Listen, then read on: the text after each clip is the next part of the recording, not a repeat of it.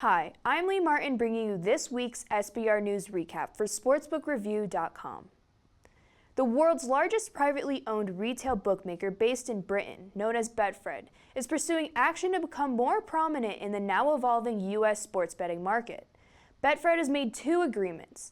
The first is with the Colorado-based Saratoga Casino Blackhawk to help provide wagering services throughout Colorado. Betfred Group Chief Operating Officer Mark Stebbings said that the deal is an exciting opportunity for both companies. The Colorado Limited Gaming Control Commission was granted permission to issue up to 33 licenses. According to projections, with the new platform being taxed at 10%, about $29 million in tax revenue would be available for water infrastructure projects in Colorado. The second agreement is with the Wind Creek Casino and Resort Bethlehem in Pennsylvania. Betfred's Pennsylvania location will provide all Wind Creek Bethlehem customers a full-service sportsbook at the casino and a mobile platform for bettors.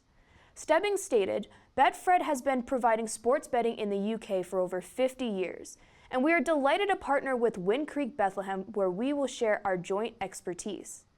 Pennsylvania has had great success in the sports betting market. In 2019, the state took in $1.5 billion in wagers despite their mobile platform only going live in May.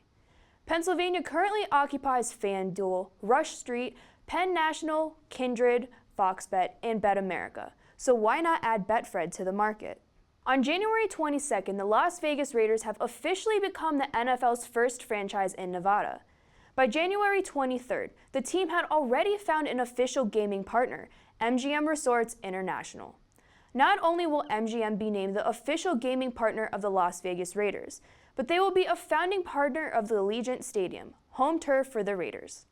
Raiders president Mark Bedane stated MGM Resorts is an institution in the gaming and hospitality industry, and the activations they have planned for Raiders games and all events at Allegiant Stadium will bring their best in-class expertise to the entertainment experience. Of course, MGM will have its perks from the agreement. One of those perks allowing MGM exclusive rights for signage in the brand new $2 billion, 65,000-seat Allegiant Stadium. The MGM logo will also be displayed throughout the stadium for all fans to see. The Las Vegas Raiders are now Nevada's newest legend that is joining the LA Rams and the LA Chargers in the MGM fold. This past week, Illinois lawmakers took the next step toward a legal sports betting platform. However, questions still remain as to when sports betting becomes an ultimate reality for the state.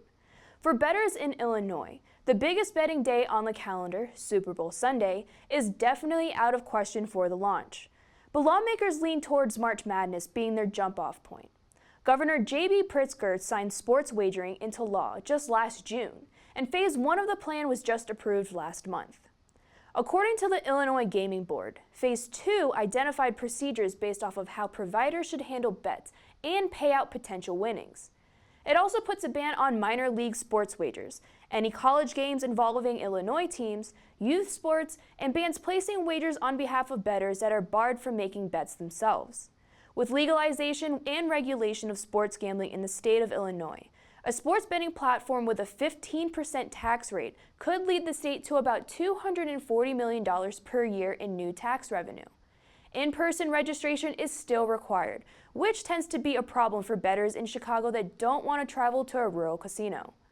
Although the process of licensing and rollout of platforms has not been too rapid, the legalization of a sports betting platform is not too far away for the state of Illinois. Virginia is another state that is facing the legalization of sports betting. Last week, a sports betting bill known as SB 384 has moved out of subcommittee and has made its way to the General Laws and Technology Committee. Senator Jeremy McPike believes that there is some potential for sports betting to start by next year's football season in the state of Virginia. Since Virginia is one of the few states in the country that does not have legal commercial casinos, this would be a huge development for the future of sports betting in the state. However, Governor McPike has mentioned several issues. The first issue is the tax rate that was originally marked at 20%. It was reported to change the tax rate to 15% by McPike. However, it would still be substantially higher than the average rate for the markets that have already launched. Another issue would be restriction on college sports. The proposed bill would prohibit live wagering on college sports, while also mandating operators to reach commercially reasonable terms with professional sports leagues. The people feel that prohibiting live wagers would lead to those seeking an alternative on the black market.